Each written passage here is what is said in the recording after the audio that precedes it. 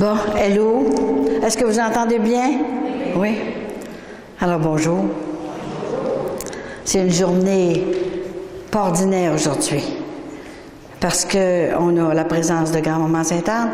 On va faire une petite prière avant de commencer. Parce que c'est elle qui parle à travers moi. Il n'y a rien d'écrit, juste des petites notes que j'ai eues de temps en temps. Là, et j'ai pas tout apporté parce qu'il y aurait 3 valises de même de miracles. On a peur des fois de dire le mot miracle. On pense qu'il n'y en a plus. Mais voyons donc, Jésus, il est mort, mais il est ressuscité.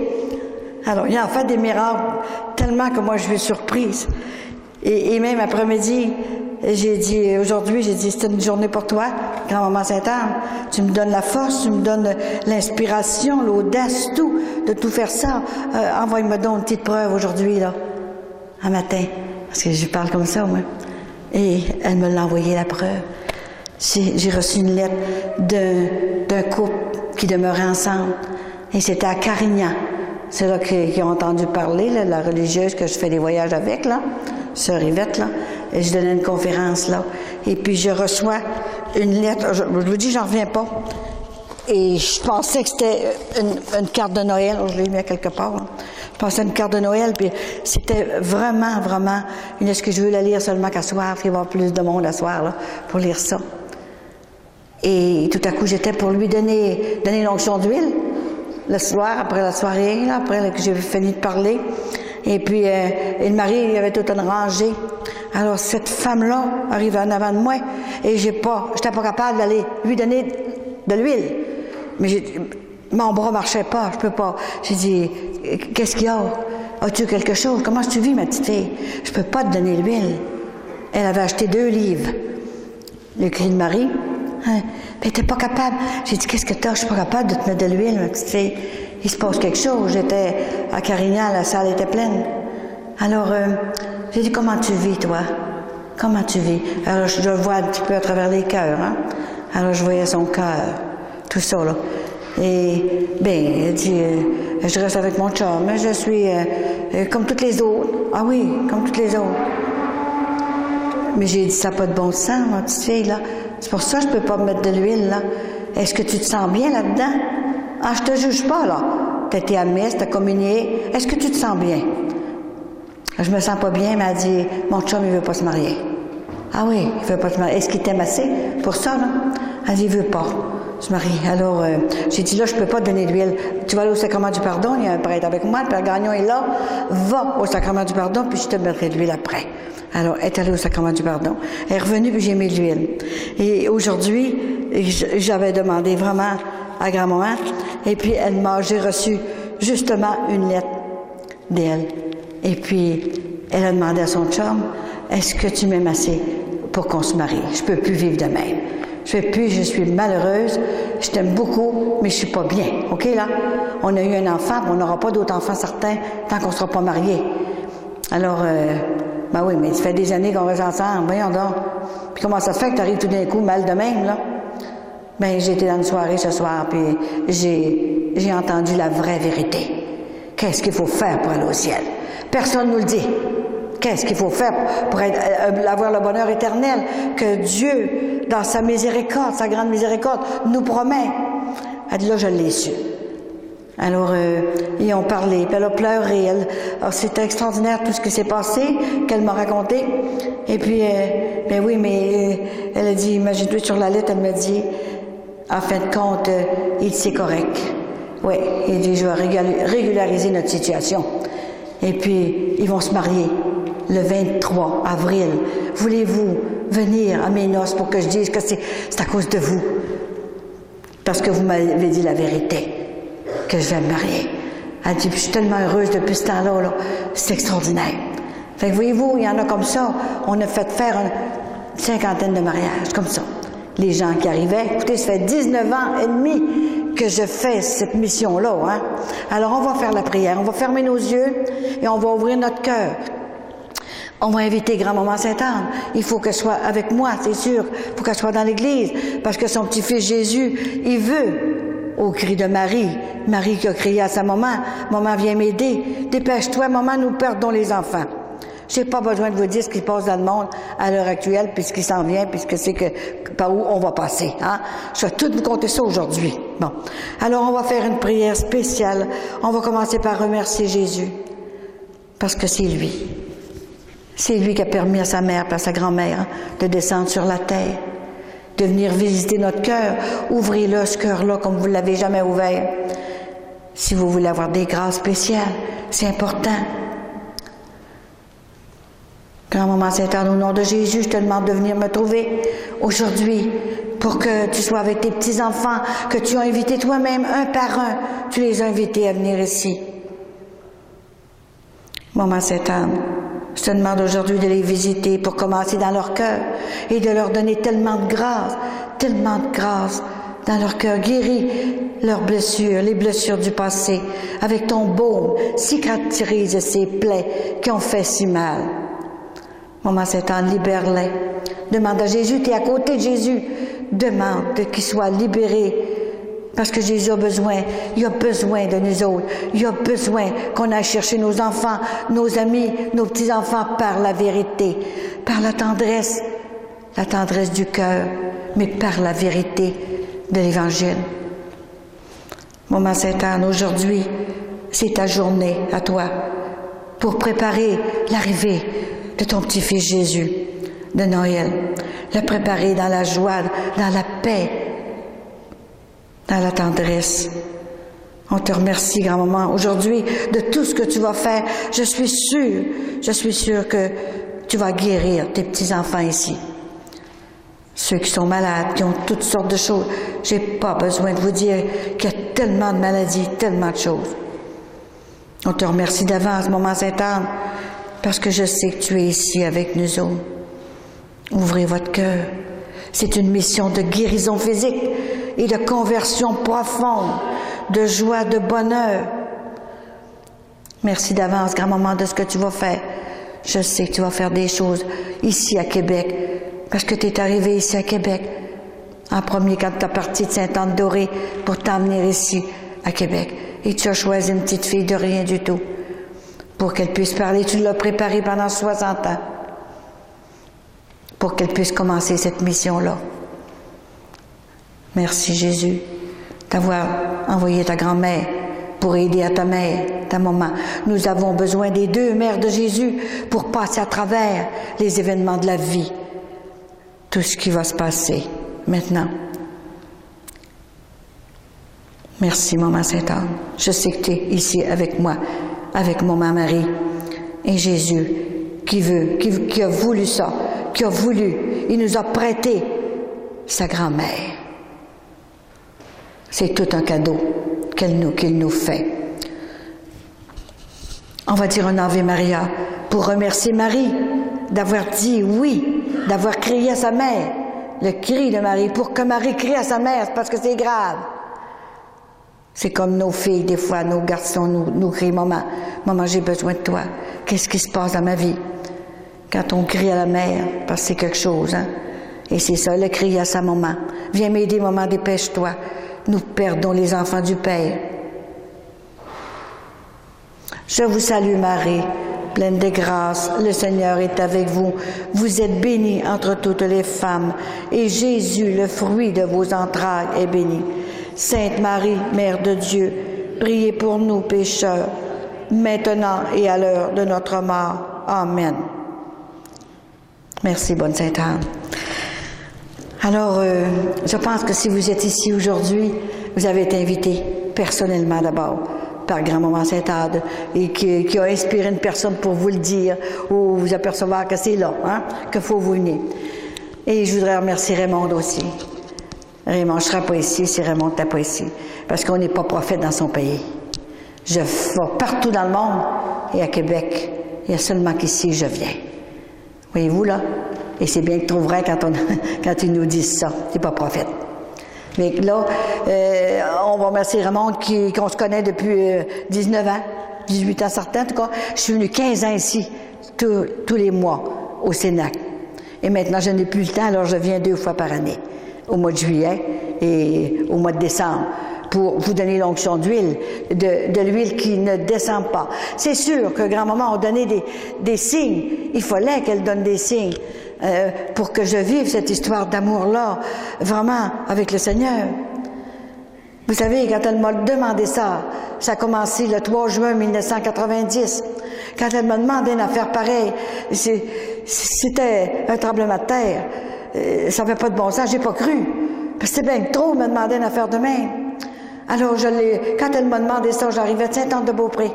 Je vendais des abonnements à Sainte-Anne, j'avais été guérie d'une paralysie, puis j'avais promis à Sainte-Anne, ben je vais prendre un abonnement à Sainte-Anne si tu me guéris. Imaginez, c'était pas grand-chose, un abonnement 5 piastres par année. Alors, elle m'a pas guérie. Alors, j'ai dit, je vais faire une autre promesse. J'ai dit, là, je te promets, maman Sainte-Anne, que si tu me guéris, je m'occuperai de toi toute ma vie. Mais je savais pas ce que je disais. Quand t'es mal pris, là, tu sais, t'es paralysé, là. Tu te lèves un matin, levez-vous demain matin, là, paralysé. Tout d'un côté. Vous savez pas ce que c'est qui vous arrive, là. Mais là, on sait plus quoi faire, là, on crie partout, hein. Alors, j'ai fait cette promesse-là. Alors, elle m'a guéri. C'est sûr, hein. Et c'était dans mon église paroissiale. Je viens du Saguenay, Lac-Saint-Jean. OK, Saguenay. Chicoutimi, ville de la Baie. Et elle m'a guéri dans l'église, comme ça de même. J'avais mon fils à côté de moi. Et je voyais plus clair. J'avais perdu la vue d'un œil et j'étais toute croche, comme ça. Complètement paralysée, tout d'un côté. Et là, c'était terrible. Et j'étais voir le médecin, il n'y avait rien à faire. Il me disait, ça va monter au cerveau. Et il va venir folle. Mais j'ai dit, avant de venir folle, il faut que je fasse quelque chose, là. Hein? Et là, j'ai pensé à ma mère. Tout vient de ma mère, de ma maman. Tout ça. Depuis l'âge de 3 ans. J'avais 3 ans quand j'ai commencé à m'apercevoir qu'il y avait quelque chose en moi. Mais je ne savais pas, là, à 3 ans, hein. Mais j'étais pas un enfant comme un autre. Ce que j'ai su après, que maman me disait, t'étais pas comme un autre. Et là, tous les ans, après 3 ans, là, j'étais tombée malade à 3 ans. Là, j'étais pour mourir.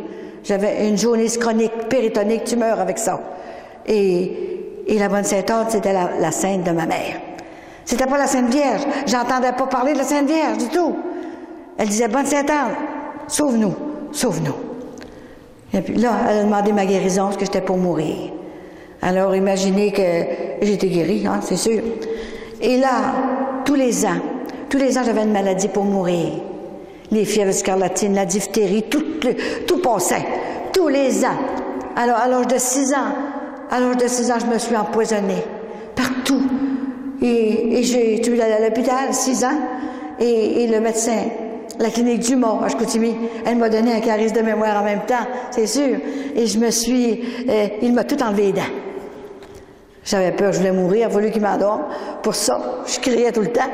Et puis, il m'a mis des mèches là-dedans partout. Puis, il savait pas pourquoi que j'étais comme ça, hein. Il y en avait un qui voulait pas que je fasse, il savait ce que j'allais faire plus tard.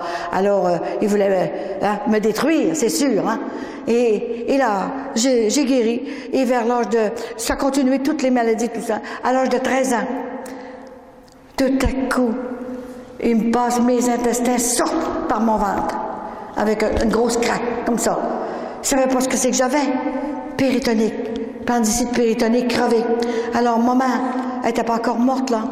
6 mois, jour pour jour avant qu'elle meure. Le 26 janvier, jamais que j'oublierai ça. 1944. Je suis montée à l'hôpital à l'urgence. Et là, ils m'ont tout organisé ça, là, comme ils ont pu. Hein. Il fallait que je sois forte, il fallait pas que je meure, parce que je serais pas ici avec vous autres, là. Alors, j'avais grand-maman Sainte-Anne qui me protégeait tout le temps. Mais je ne savais pas dans ce temps-là, hein. Mais maman était couturière. Et puis, pendant qu'elle cousait, je lui lisais. Je lisais en avant des livres de saints. Parce que je n'allais pas à l'école. Je ne pouvais pas aller à l'école, moi. J'étais à l'école 4 ans. Parce que j'étais tout le temps malade. Alors, j'ai mis les bouchées d'eau quand j'ai recommencé à aller à l'école.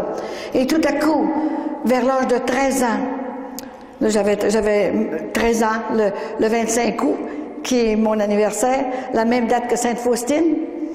Et là, je tombe malade complètement, et maman est avec moi. Alors, toute l'opération s'est faite, et Et le 26 juillet, dans l'année, 6 mois, jour pour jour, après qu'on m'a sauvé la vie à l'hôpital, là, comme ça, j'ai encore un gros trou dans le ventre, ça restait là. Et là, je vous dis, là, c'était extraordinaire ce qui s'est passé. Maman était à l'hôpital, département Sainte-Monique, à Chicoutimi. Et elle devait mourir. Mais moi, je voulais pas qu'elle meure. Alors, je vais me faire rentrer toute seule. J'étais une petite bonne femme haute de même. Je suis pas encore bien grande, hein, mais j'étais toute petite. Et là, elle me fait rentrer dans sa chambre. Elle a dit, Colette, je vais mourir aujourd'hui. Mettez-vous à ma place, hein. Une petite fille de 13 ans. Et j'avais un petit frère. Mon petit frère était rentré chez les pères jésuites à Montréal. Alors, elle a dit, je vais mourir aujourd'hui. Mais maman, vous ne pouvez pas mourir. J'ai bien trop besoin de vous. Qu'est-ce que je vais faire? Mais là, tu vas rester avec ton père. Ton père, maintenant, qui est converti. Alors, c'est mon père qui l'a fait mourir. Parce que il est alcoolique, il abattait. Elle a perdu 10 enfants. Et moi, j'ai tout vu ça. Alors, si j'avais pas oublié le passé, là, jamais je serais capable de faire cette mission-là. 2 ans avant de mourir, elle l'a converti avec le frère André. C'est pour ça, c'est une mission comme le frère André. Lui avec son huile de Saint-Joseph, moi avec mon huile de Sainte-Anne. C'est comme ça. Et là, moi j'ai dit, maman, vous pouvez pas mourir. Elle a dit, écoute, moi j'ai 3 choses importantes à te dire. Parce qu'il n'y avait pas de pontage dans ce temps-là. Pour le cœur, là, les veines qui bloquaient, là. Hein. Alors, elle est bloquée, c'est ça qu'elle est morte de ça, hein. Et là, elle a dit, écoute-moi bien, tu vas rester avec ton père. 2 ans avant de mourir, elle l'avait complètement converti. Il est mort comme un saint, et il allait à la messe 3 fois par jour. Il était tout le temps à l'église avec le curé, pour l'aider tout le temps, c'était plus le même homme, mais c'était trop tard. C'était trop tard, maman se mourait. Elle était finie, hein. Alors, c'était 2 ans qu'on vivait le bonheur ensemble dans la maison chez nous. Et là, elle a dit, tu vas rester avec ton père, et il va s'occuper de toi, inquiète-toi pas. Mais moi, dans mon petit cœur d'enfant, fallait pas qu'elle meure. Et la deuxième chose, elle dit, écoute-moi bien là, quand tu te marieras, marie un homme qui prend pas de boisson, parce que ton père m'a fait mourir, mais j'ai pardonné. Ce mot-là m'a toujours resté dans la tête. Il doit être inscrit sur mon crâne. J'ai aucune difficulté à pardonner. C'est extraordinaire. Il faut pardonner si on veut être pardonné et si on veut que les grâces rendent. Pardonner. Et elle avait pardonné. Ne t'inquiète pas. La troisième chose, elle dit, écoute, là, c'est la plus importante. Ah oui? Alors moi, je bougeais tout le temps parce que j'étais sûre qu'elle ne mourrait pas. Elle dit, écoute-moi, arrête de bouger, là. C'est la plus importante. Elle a dit, quand tu seras mal pris, tu auras des grosses douleurs, des grosses souffrances, crie fort, fort à la bonne Sainte-Anne, puis elle va t'accorder tout ce que tu veux. Et c'est vrai. Puis quand on est jeune, on ne comprend pas, hein? Imaginez. Et là, je me suis en allée, et puis à minuit, il y avait une messe à Sainte-Anne, à Chicoutimi-Nord, à Sainte-Anne. Alors, mon père, il dit, on va aller à la messe. Alors, on est parti, un vieux camion, on était tellement pauvres. Alors, on est parti dans l'église Sainte-Anne, et j'ai compté ça en m'en allant, j'ai dit, papa, maman m'a dit qu'elle allait mourir aujourd'hui. Elle dit, veux-tu bien arrêter de faire des mensonges? Ouais, elle est à l'hôpital, elle ne mourra pas, et ils vont la soigner, puis elle va ressortir, là, hein? Elle m'a dit qu'elle allait mourir aujourd'hui. Puis c'est la fête de Sainte-Anne, 26 juillet 1944, écoutez. Elle fait que, non, pas plus de ça, là. On va à la messe, là, puis après la messe, on ira voir. Alors, on la va à la messe, nous autres. Il pensait à ça, lui, là. Hein? Il priait tellement, là. Il a passé la messe à genoux. Puis les larmes lui coulaient tout le temps. Il était converti complètement. Ça faisait 2 ans qu'il était converti. Il nous a tout fait rentrer dans le cercle accordaire. Pour les ivrognes, tu sais, là. Oh, c'est terrible. Et puis là, après la messe, on s'est envenu, on va aller voir maman, parce qu'on avait le doigt, elle était dans la chambre des mourants, fait qu'on avait le doigt. Et quand on est arrivé, elle était morte pendant la messe, le 26 juillet, pendant la consécration. C'était vrai. Alors moi, j'ai fait une crise terrible. Hein? Non, faut pas qu'elle meure, faut pas qu'elle meure. Puis là, elle était morte. Alors après que tout était fait, je vous passe des bouts parce que c'est extraordinaire. Et dans ce temps-là, ils enterraient, ils mettaient le monde, la tombe dans le salon chez nous. C'était 3 jours de temps. Et alors, on était là. Et puis, j'ai fait la première prédiction. Là, j'ai monté debout sur une chaise. Et mon père était grand, il avait 6 pieds d'auteur. Et là, je l'ai pris par le cou. J'ai dit, papa, j'ai quelque chose à vous dire. J'ai besoin de l'anneau de maman. Comment ça, t'as besoin de l'anneau? Mais on peut pas, on va lui casser les doigts, on peut pas y enlever ça, là. J'ai dit, je vais en avoir besoin un jour. Qu'est-ce qui t'a dit ça? J'ai dit, papa, je vais en avoir besoin. Ça me prend son anneau. Alors, il a fait enlever ça, là, par le monsieur. Il dit, je vais la mettre dans mon petit doigt en attendant. Quand tu en auras besoin, je te le donnerai. Alors, ça restait comme ça. C'était une prédiction, déjà, là, tu sais, que je faisais. Et là, moi, j'ai dit, papa, j'ai dit, maintenant, là, je vais rendu chez nous, là, tout était fait. J'ai dit, maman, elle va revenir. Elle va venir me voir. Je vais la voir. Voyons, Colette, ça n'a pas de bon sens. Écoute, là, tu vas plus à l'école, tu fais plus rien, tu me fais même pas de sandwich, là. Hein? Tu es assis à côté du poêle et tu chauffes le poêle. C'est tout ce que tu fais. Tu vas plus jouer dehors, tu n'as plus rien, là. Tu manges trois tranches de pain par jour. Tu me fais même pas de sandwich quand j'arrive de travailler. Mais dis, tu vas mourir. Ça n'a pas de bon sens. Non, j'ai dit, j'attends maman. Maman va venir. Alors, j'attendais des semaines, puis des semaines, assis à côté du poêle, chauffant le poêle. Fait que mon père, il dit, Colette, tu vas venir folle, t'as pas de bon sens, là. Qu'est-ce que tu fais là? Faut que tu ailles à l'école, là. Je peux pas aller à l'école, maman va arriver, je serai pas là. Fait qu'il pensait que je venais folle. Hein? Fait que là, il dit, on va aller sur le docteur. On va pas sur le docteur, je suis pas folle, papa. Je peux pas sortir. Mes amis venaient me chercher pour jouer dehors. Je peux pas aller jouer dehors, parce que maman va arriver. Il avait beau m'expliquer qu'elle ne reviendra plus. Mais moi, elle va revenir me voir, elle va venir me parler, tout ça.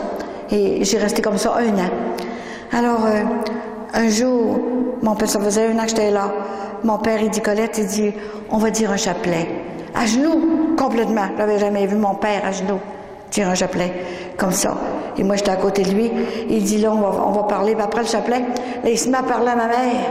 Hélène, ta petite fille va mourir. Si tu reviens pas la voir, elle va mourir. Elle mange plus. OK, là? Faut que tu fasses quelque chose. Je sais pas quoi faire, mais faut que tu fasses quelque chose. C'est la première fois que je voyais mon père à genoux comme ça, puis pleurer comme ça. Mais quand tu as 13 ans, tu comprends bien. Tu sais, dans ce temps-là, là, on comprenait rien. Nous autres, on était tellement purs à cet âge-là, là, dans ces années-là. Hein? Maintenant, qu'est-ce qu'ils font à 13 ans? Vous le savez, hein? Ils sont couchés avec le chum, puis ils vivent dans le péché. C'est ça, maintenant. Hein? Et nous autres, on connaissait rien. On avait notre père là, puis c'est tout. Hein? On connaissait pas rien. Et là, papa avait prié. Fais quelque chose. Hélène, fais quelque chose. Et ça n'a pas été long. Quelques semaines après, il passe une religieuse chez nous. Mais elle passait pour récolter un peu d'argent pour la communauté qui n'était pas tellement vieille. Et puis, elle vient à la maison.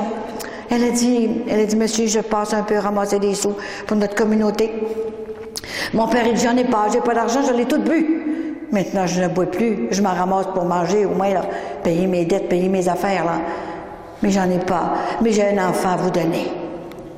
Oh là, j'étais à côté de lui. J'étais haute de même. J'étais à côté de lui. Mais j'ai dit, papa, comment ça se fait? Vous me donnez, vous m'aimez pas. Comment ça se fait, vous me donnez? Ben oui, tu vas mourir. Tu manges plus. Là, je te donnerai aux religieuses, là, puis ils prendront soin de toi, les autres, là. Mais je vais pas là, moi. Mais je reste avec vous, papa. Ben, tu peux plus rester avec moi, là. Fait qu'il demande à la sœur, je vous la donne. Mais monsieur, on prend pas d'enfant. Elle n'a pas 14 ans encore. Qu'est-ce qu'elle va faire? Mais si vous la prenez pas, elle va se perdre, puis ça va être de votre faute. Il a dit ça comme ça. Fait que jamais que j'oublierai cette religieuse-là. Elle était une grande sœur, là, tu sais. Et puis, elle me regardait, elle dit, est-ce que tu viens? Est-ce que tu t'en viendras avec moi? J'ai dit oui. Comme ça de même. Elle dit, va faire ta valise. Une valise? Qu'est-ce que c'est une valise? J'ai été élevée du pied. Pas de souliers d'un pied, elle était trop pauvre. Maman qui a été par les maisons. Alors qu'elle a été 25 piastres par les maisons, à 5 cents, puis 10 cents, puis 1 cent, pour envoyer au frère André pour convertir mon père. Et le frère André l'a converti par un gros accident. Et que mon père a eu, s'est converti complètement.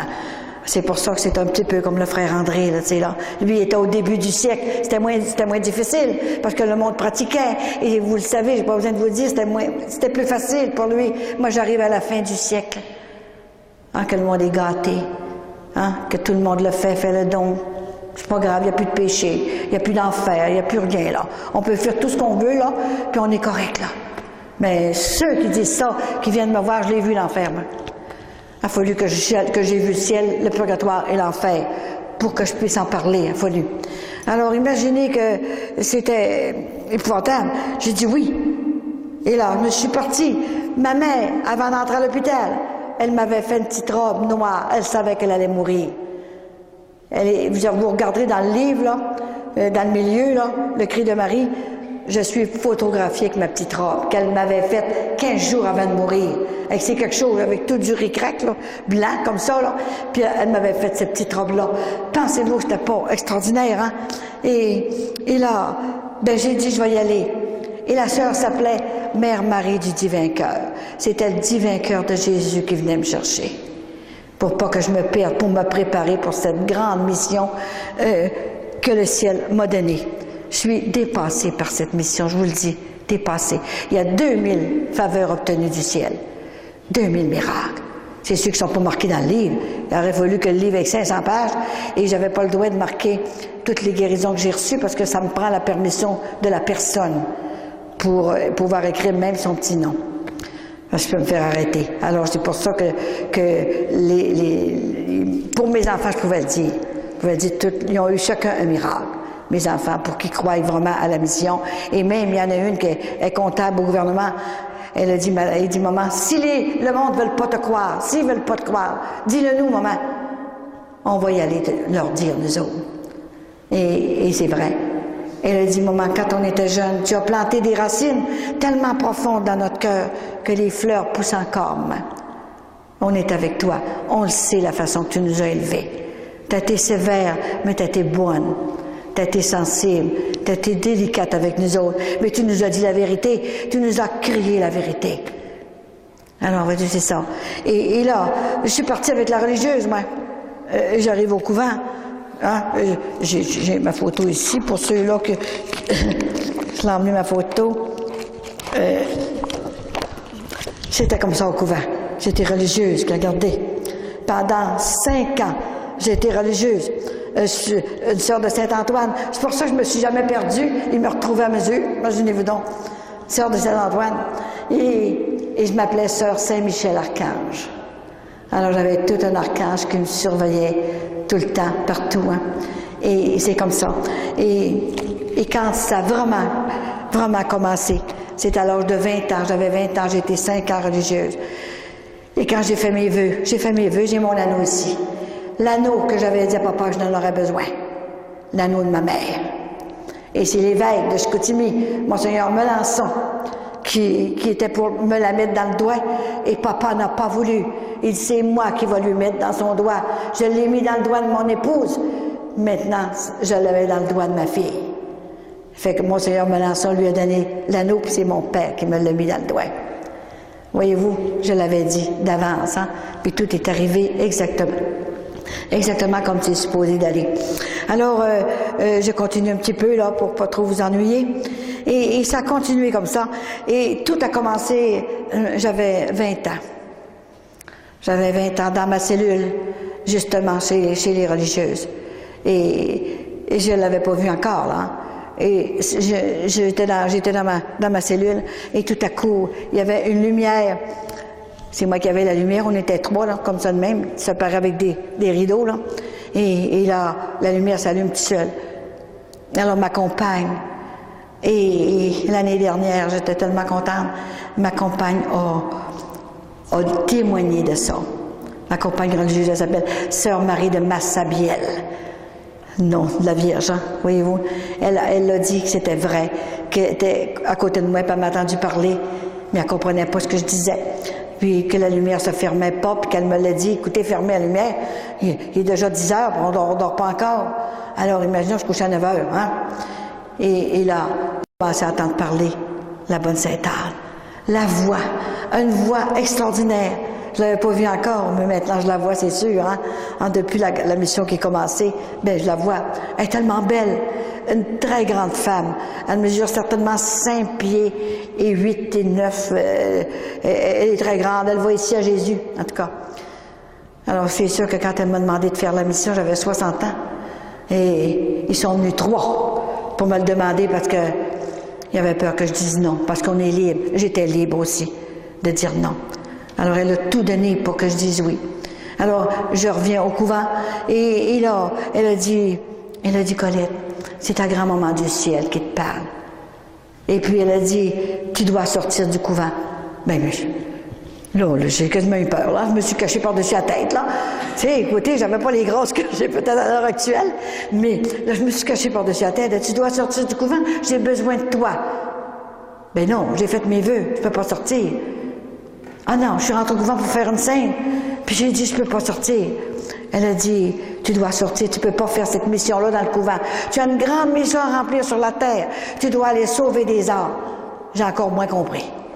J'avais 8 heures de prière par jour. Là-bas, j'en sauvais des âmes. 8 heures de prière, 8 heures de travail et 8 heures de sommeil.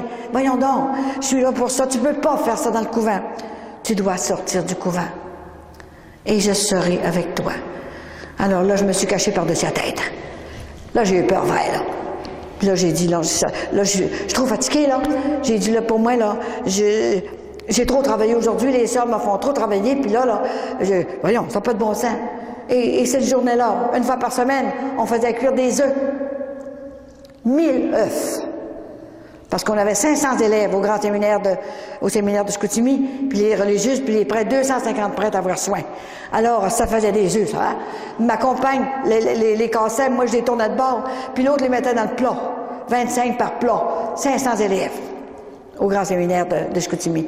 Alors, j'étais tellement fatiguée le soir que quand j'arrivais pour me coucher, je voyais rien que des jaunes. Je suis trop fatiguée, ils m'ont trop fait travailler, puis j'entends des voix, ça n'a pas de bon sens. Là, je vais venir folle. Alors, imaginez, hein, que là, je me suis cachée par-dessus la tête. Fait que là, j'entendais plus rien. Et 1 heure après, ça recommence, cette affaire-là, dans ma chambre. Elle allume encore la lumière. Alors là, je prends la chaîne. C'était des couvents avec des chaînes. Alors, je prends la chaîne, puis là, j'arrache la chaîne. Elle n'allumera plus, m'arrache la chaîne. Et là, je me suis recouchée. Et j'ai dit, mon Dieu, qu'est-ce que c'est qui m'arrive? Est-ce que je suis malade à ce point-là, là? Je viens de folle. Fait que tout à coup, elle a recommencé. Lève-toi. Viens voir par la fenêtre. Viens voir par la fenêtre comme il y a des hommes qui se perdent. Regarde sur la rue Racine. Bon, jamais que j'oublierai ce nom-là. Viens voir. Alors, je me suis levée. Et depuis ce temps-là, je n'ai jamais eu peur. Elle m'a enlevé la peur de tout. Je n'ai aucune peur. Je suis dans un état que je ne peux pas vous expliquer. Je suis trop petite pour vous expliquer ça.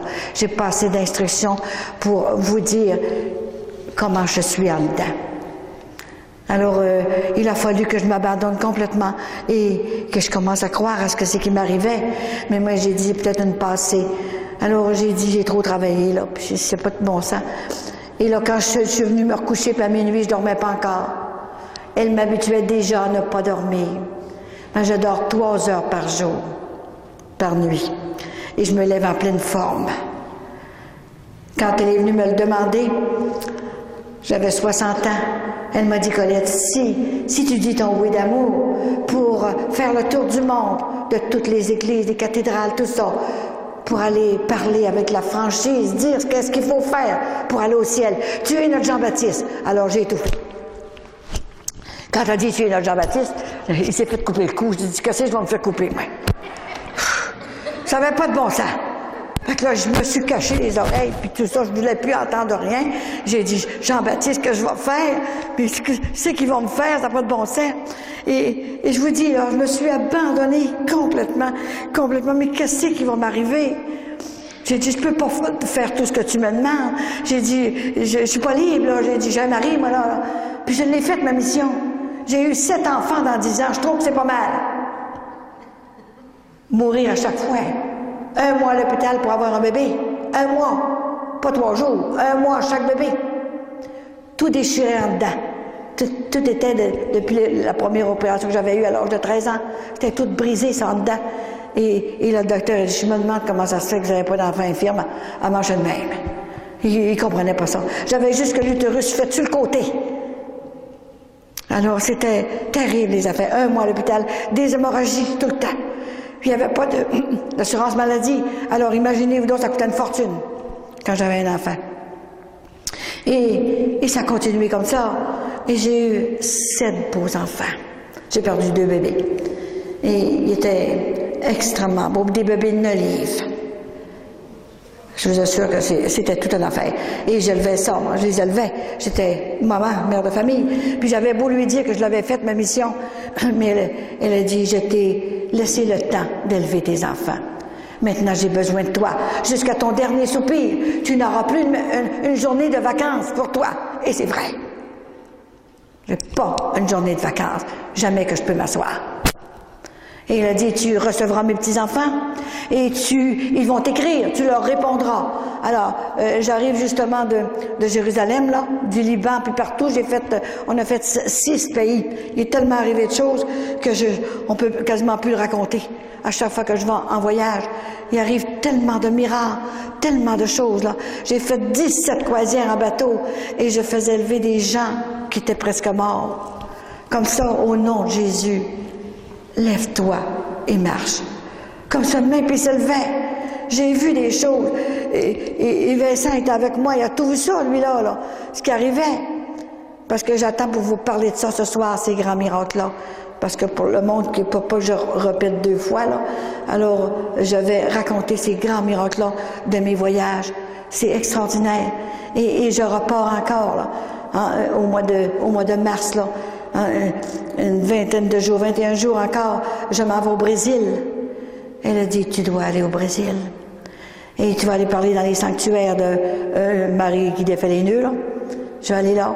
Ensuite, dans toutes les autres sanctuaires, le Sacré-Cœur et tout ce que vous voudrez. Et je continue à Fatima, au Portugal, en Espagne, en Italie, au Maroc, aux îles Canaries, en France. C'est extraordinaire. On débarque en croisière et on débarque, puis je rentre avec les évêques me reçoivent dans les églises. Et je pars, je fais l'onction d'huile. Il y a autant de monde dehors qui attend que dans l'église. Comment ça se fait qu'à Québec, que les églises se vident et se vendent? Qu'est-ce qui se passe? Alors, il y a de l'ouvrage ici à faire pour que les gens reprennent la foi comme nos parents et nos grands-parents nous ont donné. Les jeunes ne savent plus qu'est-ce que c'est qu'un péché seulement. Si on leur enseigne pas, nous autres les parents, quand elle m'a dit Colette, les parents ont perdu leur autorité. Les enfants les écoutent plus. Vous les avez trop gâtés. Les parents, vous leur avez donné tout ce que vous n'avez pas eu, vous autres. Alors, ils sont tellement gâtés. Ils ont tellement tout, qu'ils n'ont pas besoin du bon Dieu. Je sais, si vous saviez tout ce que je sais, là, j'en sais plus que les prêtres. Parce que ils viennent me dire, à cause que l'expérience d'une mère et d'une grand-mère, alors ils sont pas gênés avec moi. Ils me disent leur douleur, leur souffrance. Et là, grand-maman m'inspire pour savoir quoi leur dire. C'est comme ça, je vous dis. Et chez nous, je ne reçois plus de monde parce que je n'ai plus le temps. Je reçois seulement que des prêtres et des évêques chez nous. Et j'ai des évêques qui viennent, qui m'ont ouvert la porte partout en Europe. Puis quand ils viennent au Canada, à Québec, ils viennent me voir chez nous. Il y en a un qui m'a appelé justement, là, Honduras. Et puis, il m'a fait rentrer dans l'église Saint-Pierre. Et il est venu, puisqu'il y a des parents qui restaient ici. Et il a été reçu prêtre en même temps que le cardinal Turcotte à Montréal. C'est un prêtre des missions étrangères. Il m'appelle puis il dit, savez-vous, je suis à Lévis, puis j'aimerais aller vous voir un quart d'heure. Je vous dérangerai pas plus que ça. Ben oui, venez me voir. Alors, il est venu me voir. Il a été 3 heures avec moi. Puis il voulait plus sortir de la maison. Des fois, je les garde couchés, je les garde manger. Ils veulent plus partir. Il a dit, ça sent Sainte-Anne chez vous. C'est la maison de Sainte-Anne. Ils viennent chercher des forces pour continuer leur ministère. Et j'ai des prêtres qui viennent, des prêcheurs de toutes sortes de prêtres, qui arrivent à la maison pour me dire leur douleur, leur souffrance, parce qu'ils savent que ça va rester là, parce qu'ils savent que je suis une grand-mère, et puis que grand-maman peut leur aider dans leur ministère. Ils ont de l'ouvrage, des prêtres. Il y en a beaucoup qui sont dans de la grosse souffrance, je vous le dis. Alors, comme je vous disais, au mois de juillet, quand je l'ai donné l'église était pleine jusqu'à l'arrière, c'est sûr qu'il faisait moins froid, mais là, c'est le cœur qui va se réchauffer ici, là. Hein? Faut pas que le froid nous arrête de faire de venir ici pour entendre parler de cette mission qui a jamais existé sur la terre. Hein? C'est la 2e fois que grand-maman vient sur la terre. Et c'est pas pour rien qu'elle arrive à la fin d'un certain temps qui sera très difficile à passer. Mais elle n'est pas venue nous faire peur. Elle n'est pas venue nous dire, ben là, écoute, il va y avoir un tremblement de terre ici, là, demain, et puis après-demain, il va y avoir une explosion, il va y avoir ci, il va y avoir ça, puis comment est-ce qu'on appelle ça, là, la préparation là, pour... qu'il y en a qui me disent, là, qui ont peur de tout ça, là, qui s'en vient, là, hein? La purification de la terre, là. N'ayez pas peur, parce qu'elle va m'avertir avant, pour que je puisse le dire à mes amis. Mais l'année passée, elle m'a dit, Colette, écoute-moi bien, le démon, le malin est en train de voler les enfants que Dieu a créés, parce qu'il n'est pas capable de créer, lui. Alors, il vole ses enfants par toutes sortes de circonstances, toutes sortes de choses. Si je vous disais que 3 ou 4 fois par jour, il y a des gens, des hommes, des jeunes filles qui m'appellent et juste, ils m'appellent juste à temps, parce que la mère ou le père leur a dit, appelle-la. Elle va te dire la vérité. Tu me crois pas, moi. Alors, elle va te dire la vérité. Et je les sauve comme ça, là. Par toutes sortes de choses qui voulaient aller voir cette fille-là, vice-versa. Et puis moi, je vois à travers eux. Allez-y pas. Allez-y pas, vous allez vous faire prendre. Comme ça. Et c'est vrai. Alors, c'est toutes des choses de même. C'était le temps que Grand-Maman Saint-Anne vienne nous aider pour qu'on puisse suivre la bonne route. Hein? C'est extraordinaire, tout ce qui peut se passer dans sa mission. Alors, elle est avec moi depuis... je devais prendre ma retraite, un semblant de retraite, là, l'année prochaine. Ça va faire 20 ans, j'ai dit, je n'ai assez fait, là. J'ai dit, il me semble que j'ai fait tout ce que j'ai pu. J'ai 79 ans, vous savez. C'est comme si j'avais 29 ans. Aucune douleur, aucun malaise à nulle part, jamais de fatigue. C'est incroyable, je ne peux pas vous expliquer, je sens pas mon corps. C'est extraordinaire, je vous le dis, hein. Et je suis dans une paix intérieure intense. C'est un cadeau du ciel. Il a fallu qu'elle fasse ça pour moi, pour que je puisse enseigner sans peur, sans reproche, dans la paix, dans la douceur, dans la tendresse, hein, d'une grand-mère. C'est ça.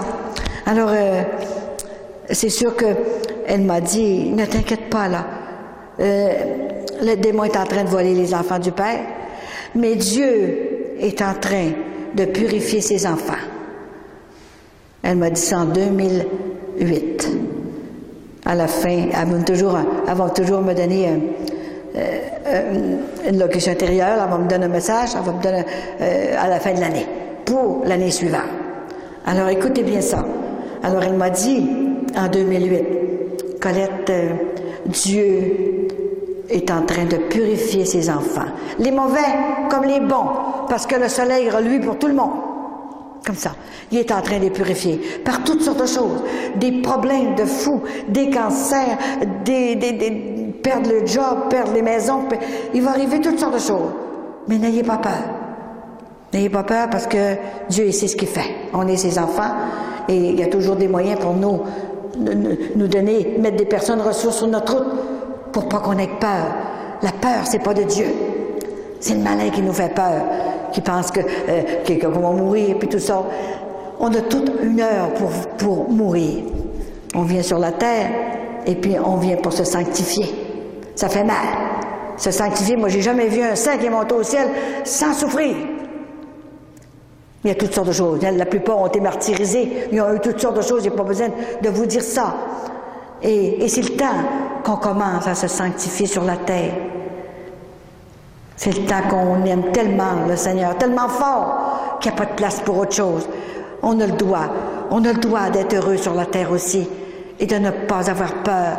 Faut pas avoir peur. Ne vous inquiétez pas de ça, de la purification, tout ça. Mais elle va m'avertir quand ça sera le temps qu'il arrivera quelque chose. Mais là, Dieu, il est patient, vous savez. Il va essayer d'aller chercher tous ses enfants avant. Garanti. Ceux qui veulent pas du tout, ben on peut pas prendre leur place, là, hein. Des fois qu'on essaye d'aller chercher nos enfants, ils veulent rien comprendre.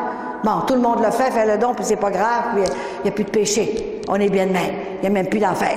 L'enfer, c'est seulement pour les mauvais anges. C'est pas pour nous autres. On est tous sauvés. Ah oui. Jésus est venu sur la terre, se faire crucifier, hein, et pour nous ouvrir la porte du ciel. On rentre pas de même à 4 pattes dans le ciel. Il faut être saint pour entrer dans le ciel. Et dès qu'on part du purgatoire et qu'on rentre dans le ciel, on est saint. On n'est pas marqué dans le petit livre, là, dans le prion d'église, mais on est saint. En sortant du purgatoire, on est saint, c'est une fête extraordinaire que Dieu nous fait quand on rentre au ciel. Fait que, elle a dit à mes petits-enfants, dépêche-toi. Elle me fait courir tout le temps de même. Dépêche-toi de dire à mes petits-enfants que seul l'amour de Dieu et sa miséricorde vous garantissent votre entrée au ciel un jour après votre purification. Il n'y a pas autre chose. Il n'y a pas autre chose. La miséricorde. Et ce qui donne la miséricorde, c'est sûr que ce sont les prêtres, hein? C'est sûr qu'eux autres, avec leur sacerdoce, seuls les prêtres nous donnent l'absolution. Et gênez-vous pas. Allez-y. Et puis, faites-vous purifier.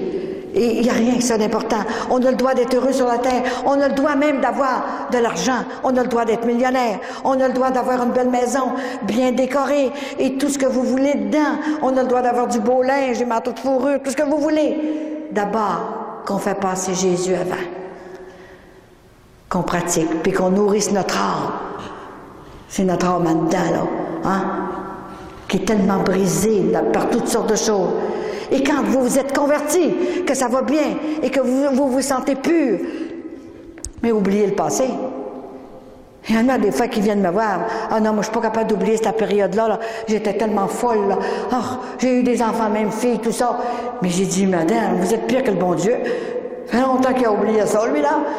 Voyons donc, la page est tournée, puis la page est blanche. Puis comment ça se fait que vous ne tournez pas la page? Mais oubliez ça, c'est fini cette affaire-là. La miséricorde est passée. Elle est passée. Allez pas vous mettre toutes sortes d'affaires dans la tête, puis arrêtez de penser à ça. On a le droit d'être heureux, puis d'être bien avec Jésus, l'aimer. Il n'y a pas autre chose que ça. L'amour et la miséricorde. Ça nous garantit notre bonheur éternel au ciel. Alors, c'est ça qu'elle m'a demandé. C'est sûr que, vous savez, quand elle m'a demandé une affaire de même, j'ai posé des questions, alors. Hein, ça n'avait pas de bon sens ce qu'elle me demandait. Comment ça va se faire? Puis tout ça, elle me disait, c'est moi qui vais aller les chercher, mes petits-enfants. C'est elle qui vous a invité après-midi. Vous êtes ici parce qu'elle est ici. Elle vous a invité, soit par une autre personne, soit vous l'avez su de toutes sortes de façons. Et je vous dis, ce soir, je vais parler du ciel, du purgatoire et de l'enfer. Qu'est-ce que c'est que ces places-là, ces lieux-là? Et j'ai même vu, cette année, j'ai vu les 7 demeures au ciel. Vous savez qu'il y a 7 demeures au ciel. Et j'ai vu les 6 autres demeures. C'est des planètes, des grosses planètes. Personne ne peut voir ça. Même pas avec des comment t'appelles ça, là, sophistiqués, là. Quelques autres qui voient toutes les étoiles, puis tout ça, là. Personne ne peut voir ça.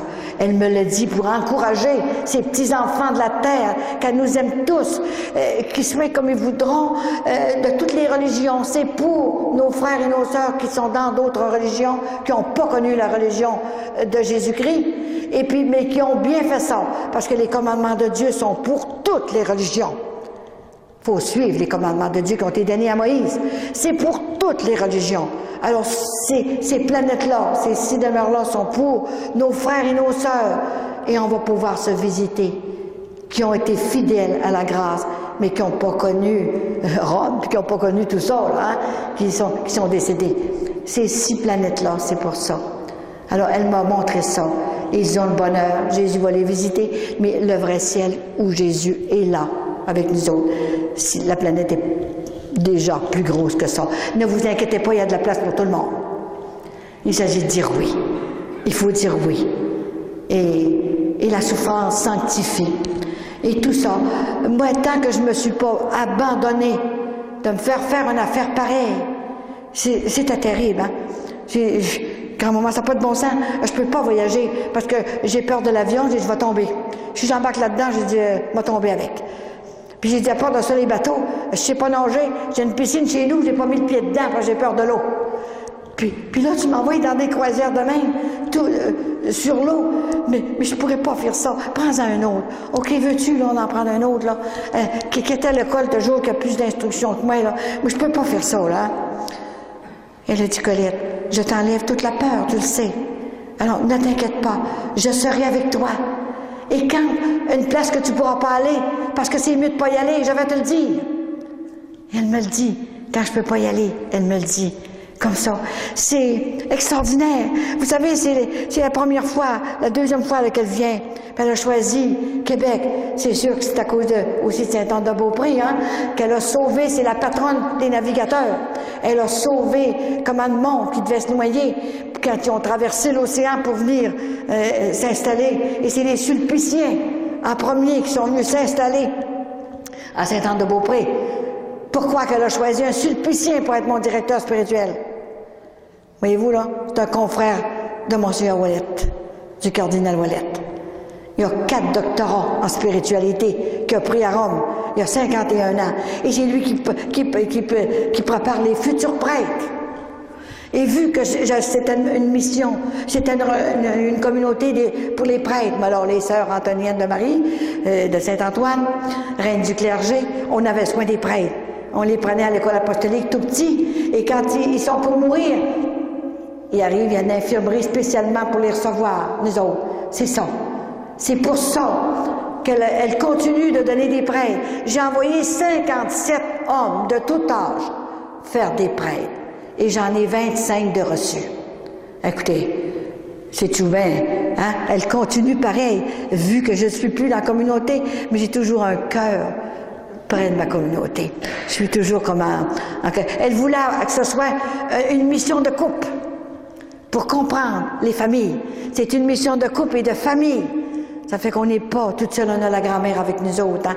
C'est important. Alors moi, je me suis complètement abandonnée, et il arrivera ce qui pourra. Hein? Et la paix est complètement dans mon cœur. Et c'est quand elle a demandé, mais j'ai dit, comment je vais faire? Comment je vais faire? Est-ce que je peux pas partir de même, moi, là, hein? Conduire l'auto puis aller partout de même, là, je connais rien là-dedans. Je suis rendu dans un boulevard, puis je sais plus ce que je suis rendu. J'ai pas le sens de l'orientation. Elle a dit, j'ai besoin de Vincent. C'est là, ça m'a réveillé encore plus. J'ai besoin de Vincent pour que tu te conduises partout où je voudrais aller. Alors, Sainte Colette de Corbie, qui a fondé des monastères, qui a même réformé l'ordre de Sainte-Claire d'Assise, parce que les sœurs commençaient à être folles. Ça fait que Sainte-Claire d'Assise et Saint-François y ont apparu, puis on dit, va réformer l'ordre de Sainte-Claire d'Assise. Et puis elle est allée, et c'est elle est allée avec Saint-Vincent Ferrier. Saint-Vincent Ferrier, le plus grand prêcheur qu'il y avait dans les années 1400. Voyez-vous, mon mari s'appelle Vincent, et moi Colette. C'est ça qu'on fait, hein? Et tout arrive exactement. Alors j'ai besoin de Vincent. Moi j'ai expliqué, j'ai dit, il voudra pas. Il voudra pas. J'ai dit, voyez, il va même pas me conduire à l'épicerie. J'ai dit, puis là, il va rester des mois, puis des semaines avec moi, là. J'ai dit, je ne connais pas. J'ai dit, il n'est pas méchant, mais il est comme les autres, un homme. Pensez-vous qu'il va... Je dis pas une Saint-Anne, jamais qui viendra avec moi, voyons. Elle dit, inquiète-toi pas, c'est moi qui vais lui faire son éducation spirituelle avec ma fille Marie. Ne t'inquiète pas, il va te conduire partout. Et c'est vrai, lui a fait ça. Vraiment, il est en train de se sanctifier, je vous le dis. C'est pas parce qu'il est là que je vous le dis. Il a compris, s'il y en a un qui connaît la mission, qui a vu les miracles, ben c'est bien lui. C'est le premier qui a vu ça. Hein. Imaginez que à mes 3 cancers, elle est venue m'opérer chez nous, dans ma maison. Quand il y a quelque chose, elle vient m'opérer dans la maison. J'ai pas besoin d'avoir une piqûre pour m'endormir. C'est elle qui m'endort elle-même. Hein? Et mes 3 cancers, un surtout j'avais 1 mois à vivre. J'avais un cancer des organes. C'était fini. 2 fibromes cancéreux sur les ovaires. Et tout était fini en dedans. Le médecin disait, vous avez 1 mois à vivre. Allez arranger vos affaires. Et dites ça à votre mari. Puis c'est un grand spécialiste, un grand chirurgien. C'était un cousin de mon mari à part de ça. Alors il lui a téléphoné pour lui dire, elle a 1 mois à vivre. Alors moi, là, j'ai pensé ce que maman m'avait dit, quand tu seras mal pris. J'avais 5 enfants à laisser. Le bébé avait 4 ans. Là, quand maman m'a dit, crie fort fort à la bonne Sainte-Anne, puis elle va t'accorder tout ce que tu veux. Mais là, j'ai crié. Très fort. J'ai dit, grand-maman, je peux pas partir tout de suite. Attends que mes enfants soient plus grands. Ça peut être bon, j'ai un bébé de 4 ans, là. Je peux pas le laisser, là. 5 enfants à Vincent comme ça. Tu pourrais-tu venir m'opérer? Maman Sainte-Anne, chez nous. J'ai juste 1 mois à vivre, là. Je marchais plus seulement. J'étais couchée tout le temps parce que ça saignait tout le temps, là, puis je me vidais, c'était fini, là. Et là, j'ai crié tellement fort. 3 jours après, et tout à coup, j'entends une porte s'ouvrir, ma porte de chambre. Moi, je pensais que c'était mon bébé qui venait me trouver des fois, parce que Vincent, il arrivait juste à 2-3 heures du matin. On avait un restaurant à Ville-de-la-Baie, alors j'étais tout seul, hein. J'ai élevé les enfants tout seul, parce qu'ils travaillaient jour et nuit. Alors, imaginez que c'était extraordinaire, et j'ai senti une présence dans ma chambre, et là, tout à coup, j'ai senti des aiguilles dans mes veines. Mais elle aurait pu m'opérer sans me donner du sang. Mais je suis sûre qu'elle a mis du sang précieux de Jésus en même temps dans mes veines. Et là, après que j'ai senti juste les piqûres qu'elle m'a données, et là, je me suis endormie. Et quand je me suis réveillée le matin, je n'avais plus rien. J'avais même plus de coupure. J'avais plus rien. Et plus de bosse, rien. Et là, j'ai réveillé Vincent, il était à côté de moi. J'ai dit, Vincent, j'ai dit, lève-toi. J'ai dit, réveille-toi. J'ai dit, la bonne Sainte-Anne est venue m'opérer aujourd'hui. Hey, ça réveille un homme, ça? Hein? Il se lève debout, je le vois encore. Il boute complètement à côté du lit. Je le vois encore, là. Je suis pas capable d'oublier ça, là. Puis, mais il dit, es-tu sûr? Es-tu sûr? Mais oui, Vincent, je n'ai plus rien. Regarde, examine-moi. Tu vas voir, j'ai plus de sang. Puis il est là, il peut vous le dire. J'avais plus rien. J'étais comme ça. Plus jeune, par exemple, en plus jeune, hein, j'avais 42, à peu près, oui. Et là, je me suis levée, comme ça. Puis j'ai dit, envoie-moi pas de servante aujourd'hui, parce qu'il y avait beaucoup d'employés, puis il m'envoyait une servante tous les jours du restaurant pour m'aider. Et j'étais très bien.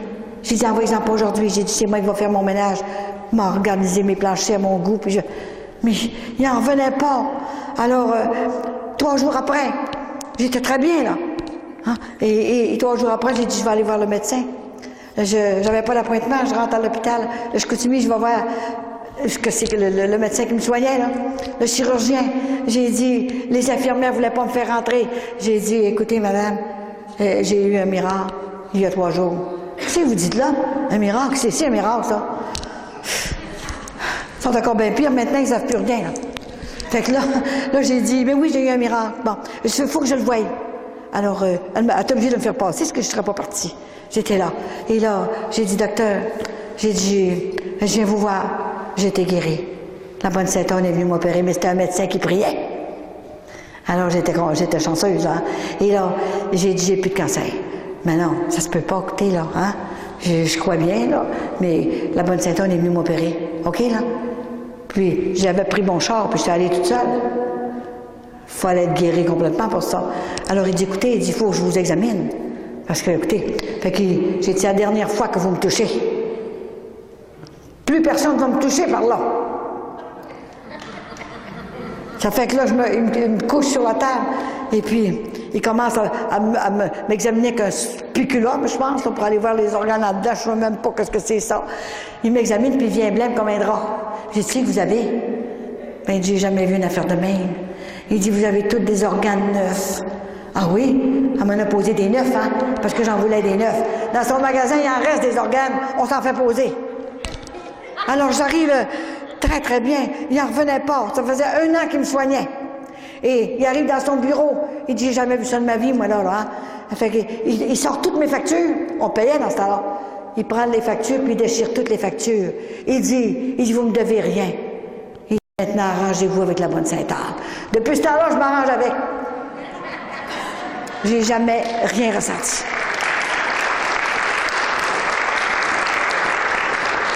Et il y a 15 ans à peu près, la mission a commencé. Et tout à coup, j'étais à Montréal, l'église de l'Enfant Jésus. J'étais attaquée, là. Le malin m'attaquait, hein. Des fois qu'il vient me touffer, la gorge, il dit, je vais te détruire, tu m'enlèves trop d'âme. mais j'en ai pas peur. Et là, à un moment donné, j'étais plus capable de parler. J'ai arrêté de parler. Ça parlait plus. Mais j'ai dit, qu'est-ce que j'ai là? Je savais que c'était l'autre, là. J'ai pas peur de toi. Et là, tout à coup, il y a une femme qui m'arrive, puis elle me prend un crucifix, un crucifix à la gorge, comme ça de même. Alors, je me mets à parler, c'est sûr, hein? Et j'ai continué. Et quelque temps après, mais j'ai dit, qu'est-ce que j'ai? Il me semble que j'ai quelque chose dans la gorge. Je m'examine la gorge. Puis j'avais tous des fils qui sortaient du fond de la gorge. Comment tu appelles ça? Les cordes vocales. J'avais c'est un cancer sur les cordes vocales que j'avais. Alors c'est pour ça que je parlais plus. Ben oui, mais j'ai dit, bonne Sainte-Anne, je peux plus faire ta mission. Moi, je cherche tout sur mes affaires, là. C'est fini, j'ai dit, je parle plus. Je pourrais plus parler. Fait que j'ai dit, il va falloir que tu te fasses quelque chose. Alors, je vais voir mon médecin de famille. Il me donne un médecin pour les opérations, là, dans la gorge. Là, je sais pas comment tu appelles ça. Otorino, laryngologiste. Mon Dieu, c'est toute une affaire. À Saint-François-d'Assise, je me souviens plus du nom, là, en tout cas. Fait qu'il dit, allez là. Puis il va vous opérer ici. Dans la gorge, opérer dans la gorge. Alors, j'ai dit, là, j'arrive chez nous. Ça n'a pas de bon sens. Je m'ai étouffé, mais c'est toi qui m'opère dans la gorge demain. Alors, j'arrive, je me regarde ça dans le miroir, puis j'ai dit, bonne Sainte-Anne, est-ce que tu veux que je continue la mission? Est-ce que tu veux que je continue? Si tu veux que je continue, viens m'opérer, parce que je ne pourrai plus parler.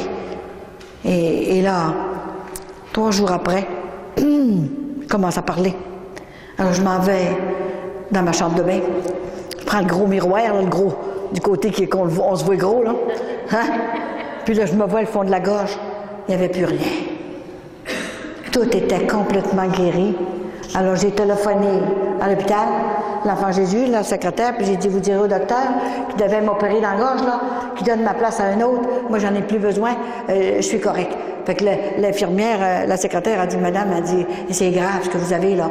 C'est pas une affaire pour rire, là. J'ai dit, j'ai été guérie. J'ai eu un miracle par la bonne Sainte-Anne. Elle m'a formé le téléphone au nez. Pas de bon sens. Ouais, une petite pause, hein.